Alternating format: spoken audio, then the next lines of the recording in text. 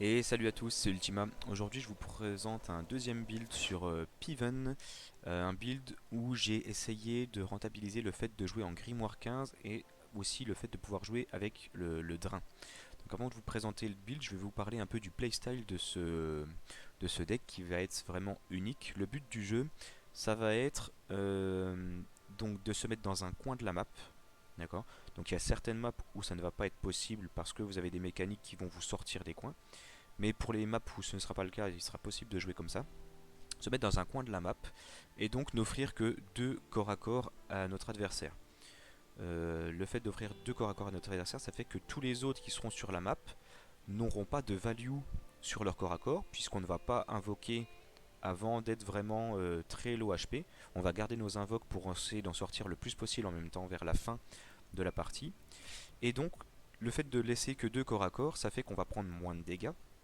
Et nous, on va mitrailler avec nos spells et nos auras le reste de la map. On va laisser ceux qui sont à notre corps à corps le plus. On va les laisser tranquilles. Et on va prendre peu de dégâts car on va se générer un bouclier. D'accord. Donc le fait d'avoir que deux corps à corps ouverts, ça fait qu'on va en général par tour avoir trois sources de dégâts. Le spell que l'IA va jouer et les deux corps à corps. Donc le bouclier va déjà réduire une de ces trois sources de dégâts.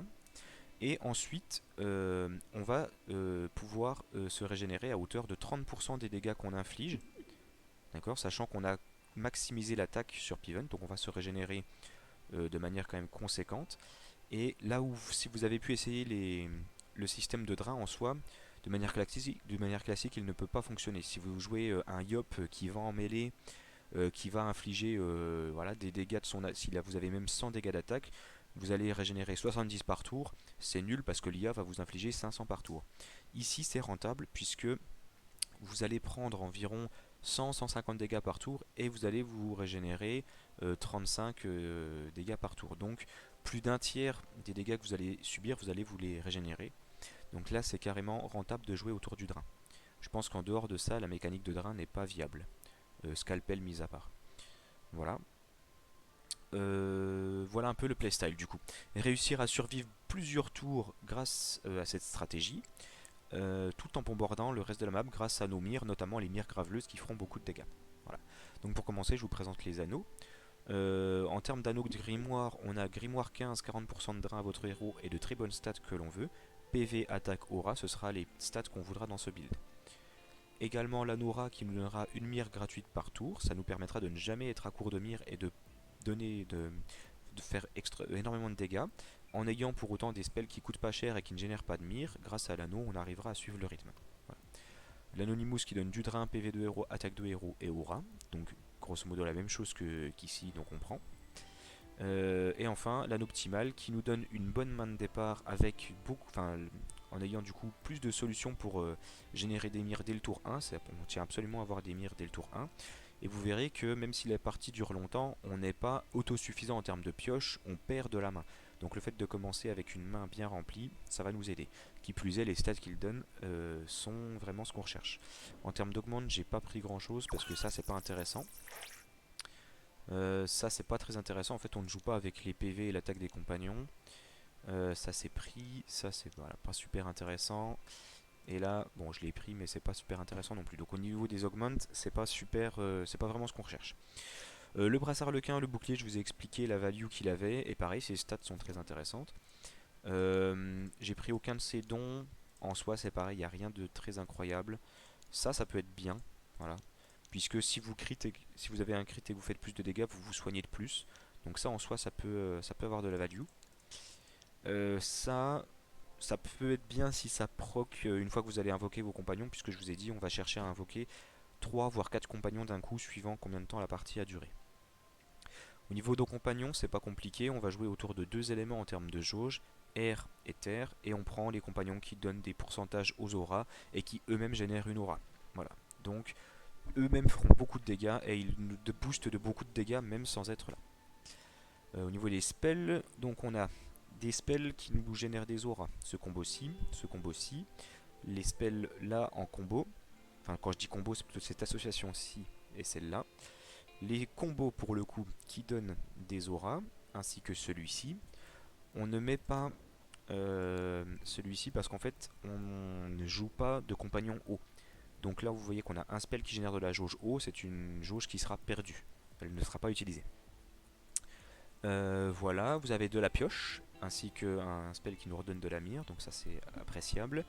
Ces spells là sont donc la jauge haut qui n'est pas utilisée, simplement il nous faut aussi des spells qui vont dépenser nos mires pour pouvoir faire des dégâts, donc des spells qui coûtent pas cher.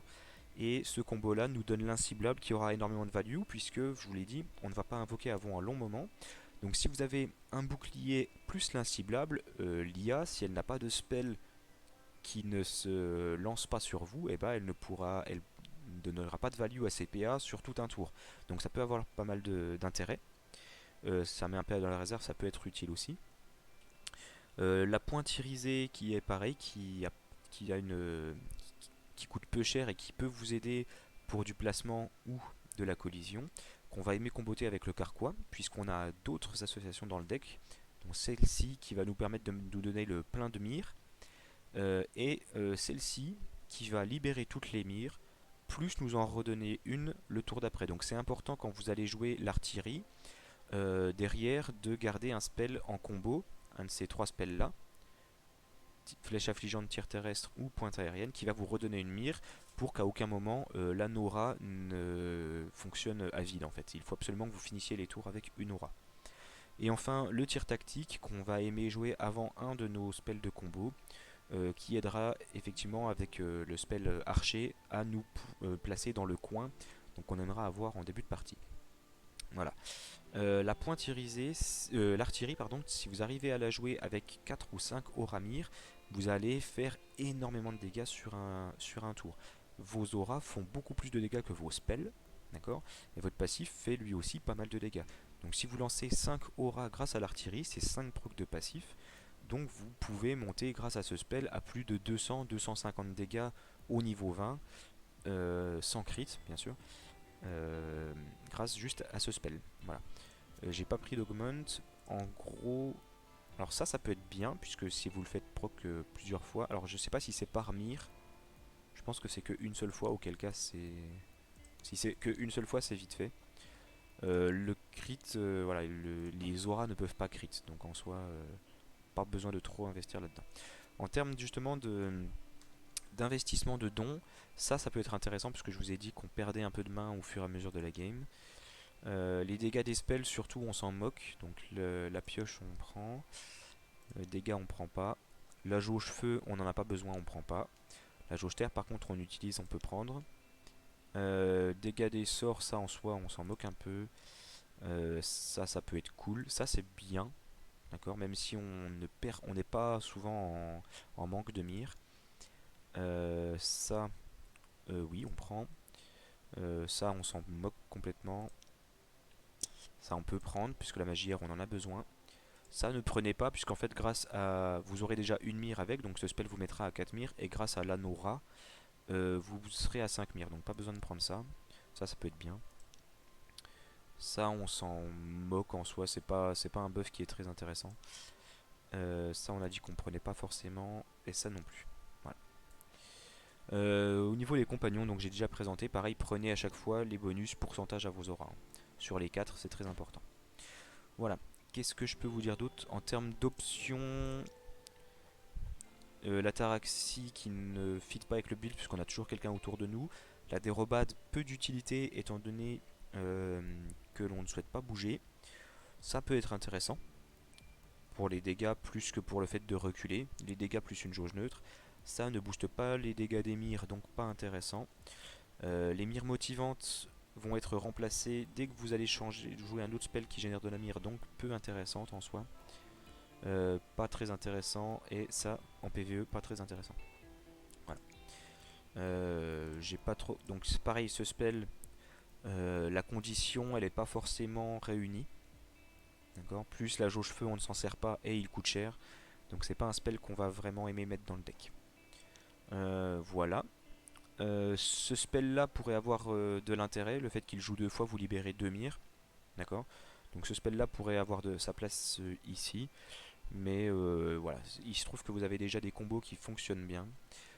Vous pourriez vous dire que c'est du gâchis de Ne pas jouer avec l'anneau fer, puisque vous jouez en Grimoire 15, vous jouez autour de l'attaque. Vous pourriez avoir plus 40%, 35% d'attaque en plus, sauf que bah, les stats de base qu'il donne sont vraiment mauvaises. Donc on s'en passe. Voilà. Au niveau des anneaux, il n'y a pas grand chose que vous pourriez bouger en soi. Je regarde sur les anneaux grimoire. Stats très bof. Stats trop bof. Voilà, en fait les stats sont nuls. Il n'y a que ceux-ci qui font des bonnes stats. Voilà. Il y a aussi un autre anneau drain, peut-être. Non, c'est drain de compagnon. Voilà. Donc on va voir ce que donne ce build qui est carrément viable, hein, je vous le dis tout de suite. Au niveau 19, j'étais contre les chaffeurs. Niveau 40, c'est parti.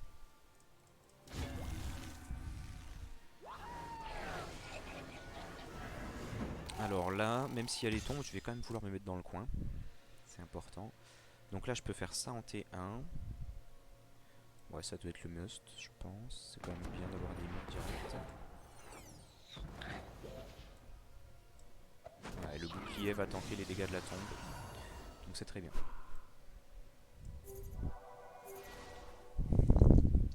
Donc ça, c'est un combo qu'on apprécie. On peut lâcher l'émir et ensuite en ressortir. La question, c'est est-ce que je le fais maintenant? Je peux aussi faire ça et ça pour avoir une mire de plus le tour d'après. Je pense que c'est le meilleur move. Hop. Et c'est une mire qui repousse, mais elle va venir dans tous les cas à mon corps à corps, donc ça sert à rien que je la repousse. On va taper comme ça. Elle va charger, c'est sûr. Donc là, prochain tour, je devrais avoir lui et lui à mon corps à corps. Est-ce qu'elle va vouloir prendre le coin? Ça m'arrange pas. J'aurais peut-être pas dû taper la tombe. Est-ce qu'elle va se mettre là? Elle ne peut pas m'atteindre en ce moment. Ouais, ok, ça va, elle se met du bon côté. Un peu de réussite là-dessus. Donc là, je suis à 5 mires, donc c'est le moment idéal pour faire ça. J'aurais voulu faire ça pour pouvoir mettre le bouclier et archer ici. Mais là, je vais devoir faire un tour sans le bouclier. Ou alors, je fais juste ça plus ça. Pour avoir archer et bouclier pour éviter de me prendre les dégâts du spell. Ce sont des mires repoussantes encore.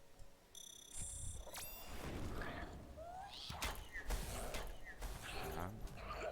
Donc on n'invoque pas bien sûr. On va faire ça pour passer en graveleuse. Qui seront plus intéressantes à relâcher avec ça.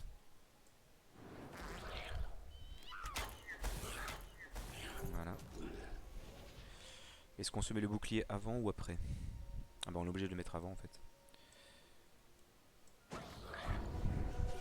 Voilà, on draine. On fait exprès de se mettre ici. Ok. On va avoir 5 mires au début du prochain tour, 5 mires graveleuses. Donc on va lâcher ça, ça va faire énormément de dégâts. Et on va pouvoir faire en fait 2, 3, 2 par exemple, ou 2 directement pour reprendre une mire. Donc là, mire graveleuse, elles vont avoir énormément de value. Alors ça va même overkill, ça m'embête un peu. Faut que je fasse sur elle. Tant pis pour... Bah lui en fait en plus je veux pas le tuer tout de suite, donc c'est pas grave s'il prend pas de dégâts. Donc là on va voir les dégâts que ça va prendre. Donc là, 5 mires de graveleuse. Je vais même faire sur lui, ça a plus de value. C'est parti. 35 et 24, 59. Donc là il prend 5 fois 59 lui. Et eux ils prennent 5 fois 13.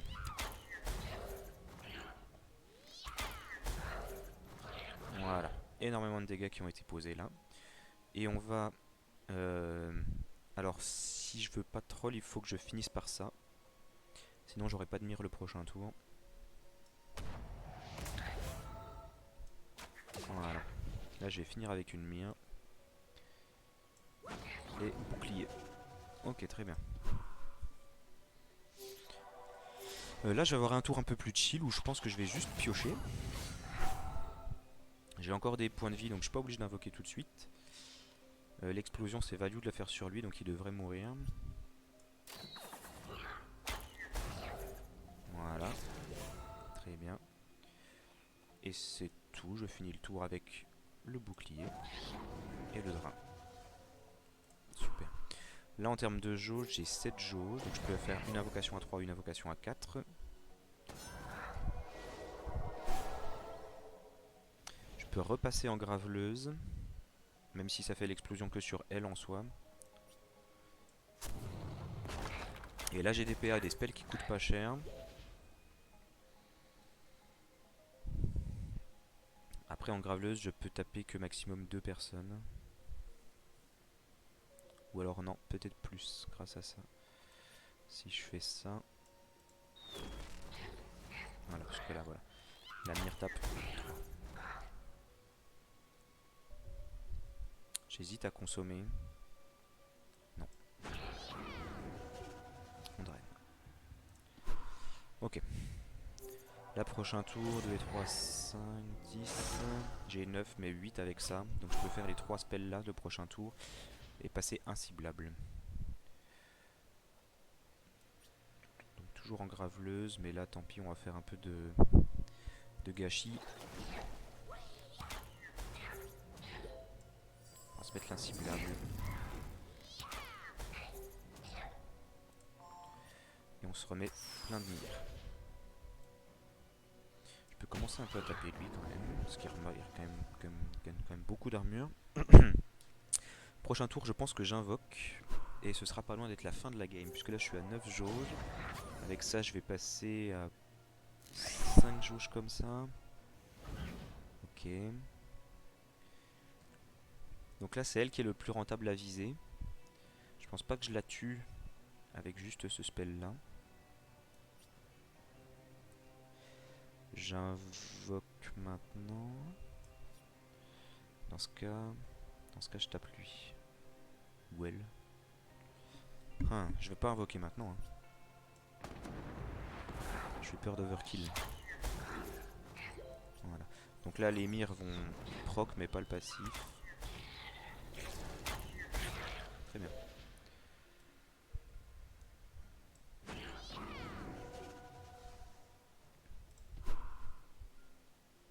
Donc là, je joue les 2 spells là prochain tour et j'invoque. Ils auront tous une mire. Donc vu que je joue qu'un seul spell, ça va. Et au niveau des HP, c'est parfait. Donc là, 1, 2, 3, je peux invoquer. Je veux celui-là. Et celui-là. Et celui-là. Très bien. Alors je vais overkill une mire, tant pis.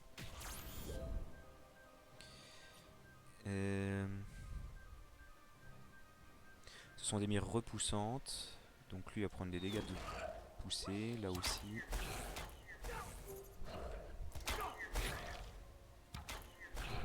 Voilà, donc là toutes les mires qui font énormément de dégâts.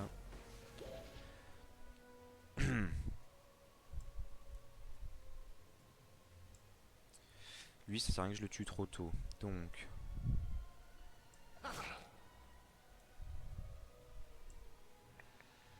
« 52, on va faire ça et ça. »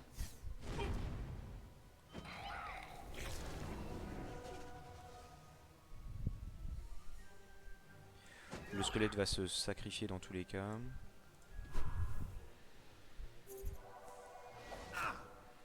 Donc là, il va me tuer mes invoques. Le bouclier qui tente.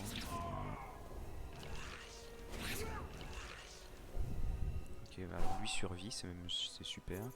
Et là, normalement, je peux tuer tout le monde. Puisque j'ai les graveleuses. Ah, ils ont pas pris les dés. Ah non, je suis en repoussante, mince. Alors là, ça va passer en graveleuse.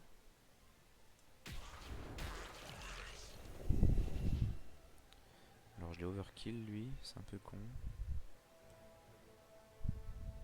Ah, j'ai pas les dégâts à pas grand chose. Je vais pas le taper lui en soi, c'est... Je peux faire ça. Ça.